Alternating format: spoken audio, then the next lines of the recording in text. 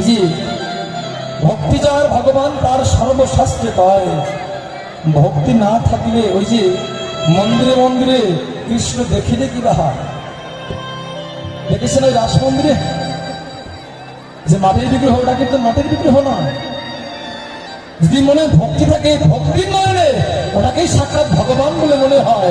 আর যদি মনে ভক্তি না থাকে, সারা জীবন ভোগ জগত শুধু ভগবানের সেবা দিলেও কোনদিন ভগবানের কৃপা লাভ হবে। ভক্তি যার ভগবান তার, শুধু এই যোগ ধর্মে জ্ঞান কর্মে নহে কৃষ্ণ বশ, আর কৃষ্ণ বশ হেতু কৃষ্ণ প্রেম ভক্তি। আর এই জগতে কুলের অহংকার, কুলের গৌরব করলে কোনোদিন ভগবানের কৃপা লাভ হয় না। আজকে যারা অকুলে জন্ম নিয়েছে তারাই ভগবানের কৃপা লাভ করেছে। যার বাস্তব প্রমাণ দেবে ওই যে ত্রেতা যুগে সেই রাম ভক্ত ভক্ত হনুমান, মনে আছে? দাসের ভক্তের মধ্যে সর্বশ্রেষ্ঠ ভক্ত এই যে আমাদের বীর হনুমান। ওর কিন্তু কুলের অহংকার ছিল না গো, তথাপিও নিজের এই পক্ষটা চেয়ে দেখিয়েছে যে ভগবান রামচন্দ্র তার বিজয়ের মাঝে বিরাজমান করছে। আর যে অহংকারে আসনে বসেছিল যে হস্তিনাপুরের রাজা দুর্যোধন, দুর্যোধনের পিতা যে হস্তিনাপুর রাজা ধৃতরাষ্ট্র, অনায় যে ধৃতরাষ্ট্রের গৃহে 100 পুত্র, লক্ষ লক্ষ লোকবল, কত কত রাজৈষধ ছিল, কিন্তু এত কিছু থাকা সত্ত্বেও সামান্য একটা কুরুক্ষেত্র যুদ্ধ তারা কিন্তু জয়লাভ করতে পারেনি। পেরেছে? যখন কুরুক্ষেত্র যুদ্ধ শুরু হয়ে গেল, ওই যে তৃতীয় পাণ্ডব অর্জুন রথের সারথি হয়েছে ভগবান, মনে আছে? মায়েরা দেখবে যখন যুদ্ধ শুরু হয়ে গেল, ঠিক সেই সময় অর্জুন ভগবানকে বলছে যে মাধব সখা, এই যুদ্ধটা শুরু হওয়ার আগে আমি কাদের সঙ্গে যুদ্ধ করব, তুমি একটাবার আমাকে ভালো করে রথটা ঘুরে ঘুরে দেখাও যে কুরুক্ষেত্রের মাঠে আমি কাদের সঙ্গে যুদ্ধ করব। ভগবান বলছেন বেশ ভালো কথা, দেখে নাও। ভগবান যখন রথটাকে চারিদিকে ঘুরিয়ে ঘুরিয়ে অর্জুনকে দেখালো, আর অর্জুন দেখতে পেল ওদের সঙ্গে যুদ্ধ করবে এরা কেউ আমার ভাই, এরা কেউ আমার বন্ধু, কেউ আমার শাখা, কেউ আমার পিতামহ, কেউ আমার গুরুজন, এরা সবাই আমার আপনজন। তাই আপনজনকে চিনতে পেরে অর্জুন থরথর করে কেঁপে কেঁপে অর্জুন তার গান্ডি ভাত থেকে ফেলে দিয়ে ভগবানকে বলছে মাধব আমি আর যুদ্ধ করবো না। ভগবান আমি আর যুদ্ধ করবো না। কেন? আমি কাদের সঙ্গে যুদ্ধ করবো? এরা তো সবাই আমার আপনজন। এই আপনজনকে মেরে আমি ওই রাজ্যের সুখ ভোগ করতে চাই না, আমি যুদ্ধ করবো না। ভগবান বলছেন তুমি মূর্খ অর্জুন, অর্জুন তুমি মূর্খ। তুমি কি ভেবেছো তুমি এদেরকে মারবে? তুমি মারার আগে আমি এদেরকে মেরে রেখেছি। তুমি শুধুমাত্র উপলক্ষ, আর তুমি না ক্ষত্রিয়। তোমার ধর্ম তুমি পালন করো, তোমার ধর্ম রক্ষা করা, তোমার ধর্ম যুদ্ধ করা। তুমি ক্ষত্রিয় হয়ে তোমার ধর্ম তুমি রক্ষা করো। এই সর্বধর্ম পরিত্যাজ্য মানকাং শরণাঙ্গ যে অহংকাং পাপের ধর্ম পেশা সাইমা শিশু, এই সব ধর্ম পরিত্যাগ করে তুমি অন্য কোনো ধর্ম পালন না করে তুমি আমাকে স্মরণ না। দেখেছেন?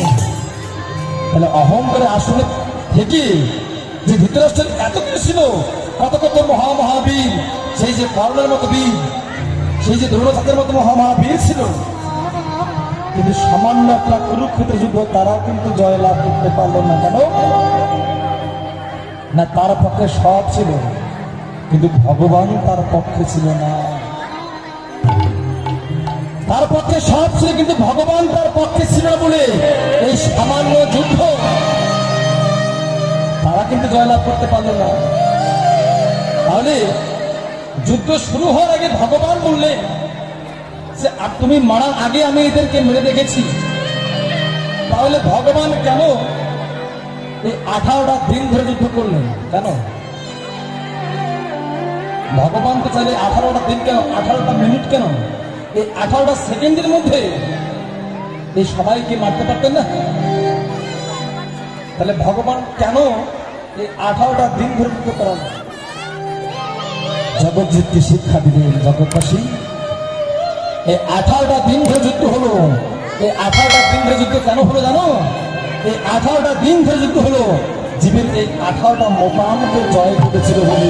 এটাই গৌর হরি হরি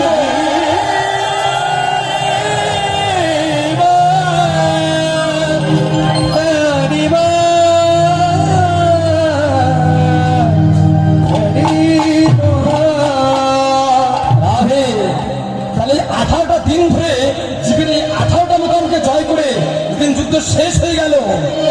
অর্জুনকে নিয়ে যখন ভগবান রথ থেকে নেমে গেল, মায়েরা বলতে পারেন সে রথের গতিটা কি হয়েছিল? অর্জুন তাকিয়ে দেখলো যে এত সুন্দর একটা সাতের সাধারণ রথ। ভগবান যখন অর্জুনকে নিয়ে রথ থেকে নেমে গেল, সঙ্গে সঙ্গে ওই রথখানা আগুনে পুড়ে ছাই হয়ে গেল। অর্জুন ভগবানকে প্রশ্ন করলেন যে মাধব, দেখি অবাক করা ব্যাপার, এর আগেও তো যুদ্ধ হয়েছে, এর আগেও যুদ্ধ হয়ে তুমি আমাকে যুদ্ধ রথ থেকে নেমে আমরা সবাই সেনা শিবিরে গেছি, সেদিন তো রথে আগুন লাগলো না। কিন্তু আজকে 18টা দিন ধরে যুদ্ধ হয়ে যুদ্ধের পরিফলন সমাপ্তি হয়ে তুমি যখন আমাকে নিয়ে রথ থেকে নেমে গেলি, ওই রথ আগুনে পুরো ছাই হয়ে গেল কেন? ভগবান বলছেন যে অর্জুন, তুমি কি জানো না আমি যে রথে উঠে যুদ্ধ শুরু করি, আর আমি যার রথে উঠে যুদ্ধ করতে করতে আমার যদি যখন শেষ হয়ে যায়, আমি একটাবার যে রথ থেকে জনমের মতো নেমে যায়, সে রথখান তো আগুনে পুড়ে ছাই হয়ে যায়। তাহলে চিন্তা করুন, কুরুক্ষেত্রের মাঠটা কোথায় বাবা? এটাই কুরুক্ষেত্রের মাঠ, এটাই কুরুক্ষেত্রের মাঠ। এখানে যুদ্ধ হচ্ছে নিত্যদিন। আমার কুরুক্ষেত্রের মাঠে যুদ্ধ হচ্ছে, আপনার কুরুক্ষেত্রের মাঠে যুদ্ধ হচ্ছে। এই যারা বসেছেন সবার কুরুক্ষেত্রের মাঠে প্রত্যেকটা দিন ধরে যুদ্ধ হচ্ছে, হচ্ছে না? তাদের সঙ্গে কাম, ক্রোধ, লোভ, মোহ, মদ, মাৎসর্য, আমিত্ব, অহংকার, এদের সঙ্গে প্রত্যেকটা দিন যুদ্ধ হতে হতে হতে হতে দিন ভগবান একদিন এই প্রবল রূপ অর্জুনকে নিয়ে একটা বার এই দেহরথ থেকে ভগবান জনমের মধ্যে যখন একটা বার নেমে যাবে, সেদিন তোমার যত ভালোবাসার মনো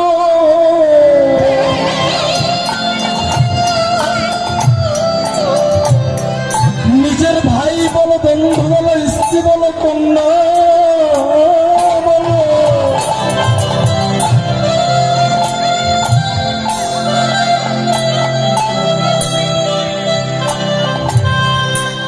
যাবার কালের বান্ধব তোমার কেউ সঙ্গে যাবে না। সেদিন ভগবান বললেন, হে কোলের জীব, সেদিন কেউ তোমার সঙ্গে না গেলে আমি যেমন দুটি বাহু উত্তোলন করে কৃষ্ণ কৃষ্ণ বলে কেঁদে কেঁদে বেড়াই, একটাবার তোমরা আমার মতো করে বদলে কৃষ্ণ কৃষ্ণ বলে দেখো। কেন? জগতের কোন জীব একটাবার আমার মতো দুটি বাহু উত্তোলন করে একটাবার যদি বদলে কৃষ্ণ কৃষ্ণ বলতে বলতে একটাবার যে কোনো ভাগ্যবান ভাগ্যবতী ভক্ত আমার চরণে আত্মনিবেদন করিতে পারে,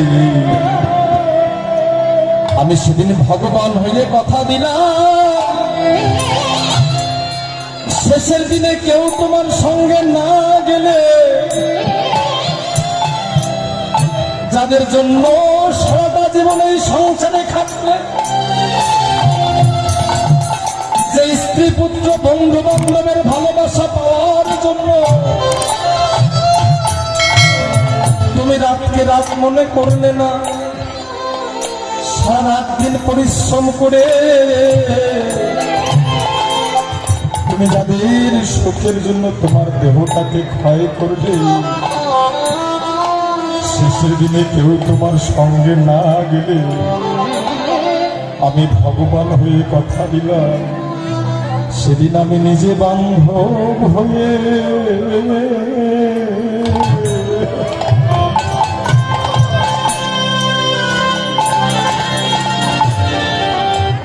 আমি তোমার সঙ্গে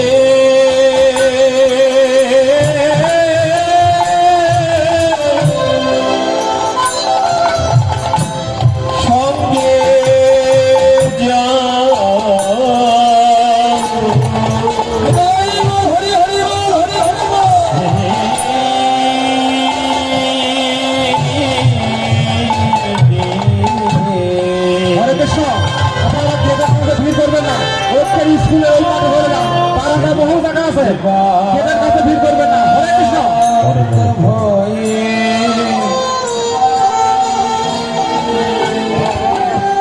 চলে যান, মন্দিরের বাম পাশে চলে যান, বহু জায়গা আছে।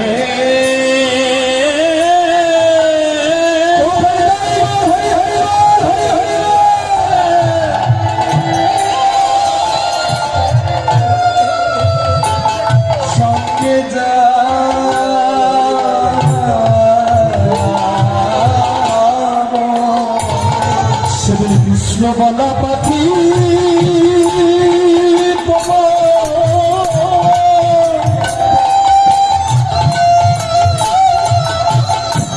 এই খাঁচা ছেড়ে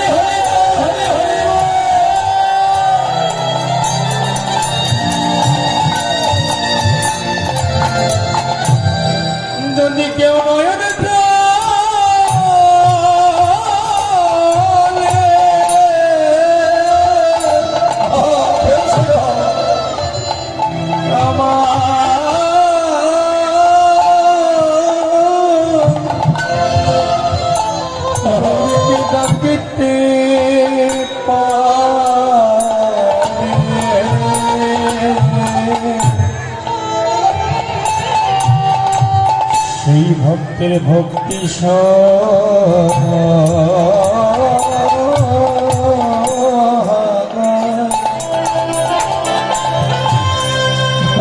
ভক্তের ভক্তি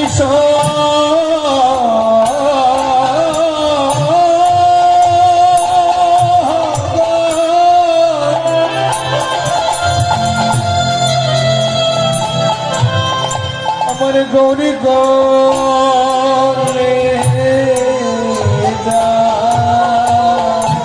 যদি কেউ অভিমানের আসো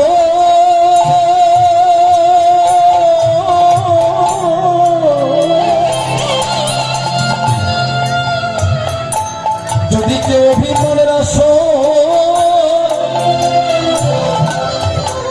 ও আসন ছেড়ে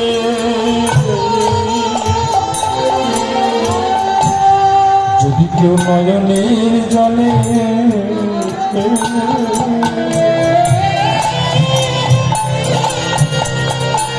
শুধু ওই নয়ন জলে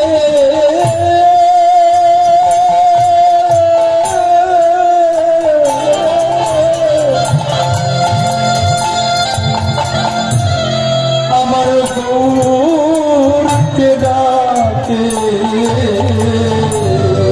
যদি অভিমানের আসন হৃদয়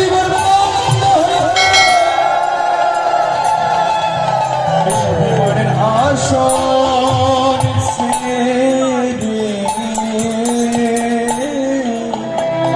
যদি কেউ নয়ন জলে রাখিতে পারে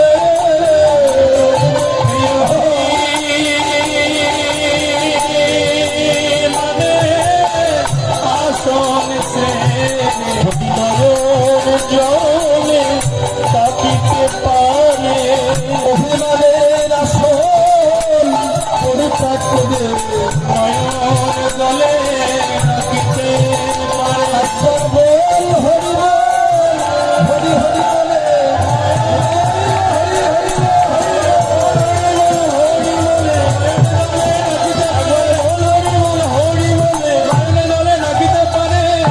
নয়ন যাবে ডাকিতে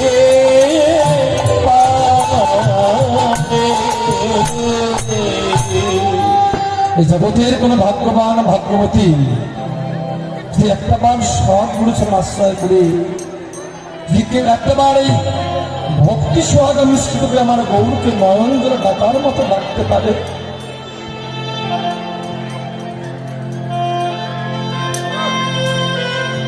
সেই ভক্তের ভক্তি মিশ্রিত ডাকে ভগবান ভুলে যায়, ভগবান আর থাকতে পারে না।